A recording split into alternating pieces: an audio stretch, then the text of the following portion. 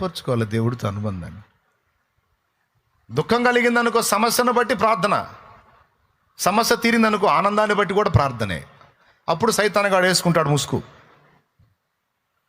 ఈ మనిషిని ఏం గదిలిచ్చినా సరిపోయి ముందు మోకాళ్ళు వేస్తుంది.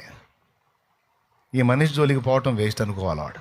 నేను నా ఇంటి వారు దేవుణ్ణి అట్టి విధముగానే ప్రేమించాలని ఆశిస్తున్నా. నా ఇంటి వారు కూడా అలా ప్రేమించాలి. దేవునితో గడుపుదాం రండి, దేవునితో మాట్లాడుకుందాం రండి, దేవునితో గడుపుదాం రండి. శ్రమ కలిగిన వేళ గడుపుదాం రండి, సంతోషం కలిగిన వేళ గడుపుదాం రండి. పని దినమున ఖాళీలో గడుపుదాం రండి. పని లేకుండా దేవుడు ఫ్రీ ఇస్తే ఆ ఫ్రీలో ఎక్కువ దేవునితోనే గడుపుదాం రండి అనుకుంటే ఎంత బాగుంటుంది. నా కుటుంబమా అని నా కుటుంబానికి చెప్తా. ఈరోజు సంఘం అనే నా కుటుంబానికి కూడా అదే చెప్తున్నా. బిడ్డలారా రండి, నాన్నతో గడుపుదాం రండి, నాన్నతో సహవాసం చేద్దాం రండి, నాన్నతో టైం స్పెండ్ చేద్దాం రండి, నాన్న మాటలు విందాం రండి, నాన్న గురించి ధ్యానిద్దాం రండి, నాన్న గురించి ప్రార్థిద్దాం రండి, పాడుదాం రండి, నాన్నతో మాట్లాడుకుందాం రండి. నేను చెప్పిన విధంగా కానీ మీరు భక్తి జీవితాన్ని సిద్ధపరచుకుంటే మీరు మెలకువగా ఉన్నట్టే. నేను నమ్ముతున్నా మీకు అర్థమైందని క్లియర్గా. మీకు ఆ విధంగా సిద్ధపడతారని నేను నమ్ముతున్నా. నా హృదయం ఎంత అభిలషిస్తుందో అలా వెళ్ళాలని,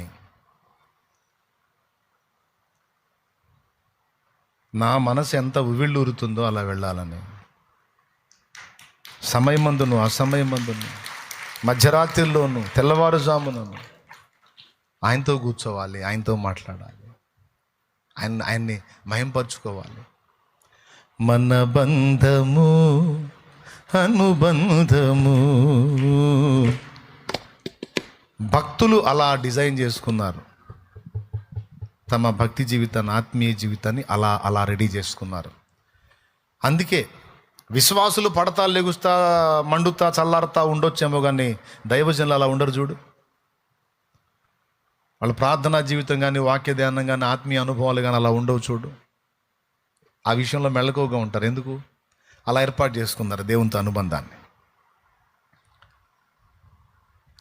ఒకవేళ ఇంతవరకు నీకు అలాంటి అనుభవం లేకపోతే ఇక నుంచి నువ్వు అలా డిజైన్ చేసుకో. సమస్యను బట్టో సంతోషాన్ని బట్టో కాదు, సర్వకాల సర్వావస్థల యందు ఆయనతో గడపడానికి నీ మనసు ఉవ్విళ్ళూరాలి. ఆయన కంటే ఎక్కువ ఏది లేదు అని నీకు అర్థం కావాలి. నా ఇంట్లో నేను గతంలో రాసుకున్నాను, ప్రార్థన కంటే, వాక్య ధ్యానం కంటే మించినది ఏదీ లేదని నీవు ఎరుగుదువా?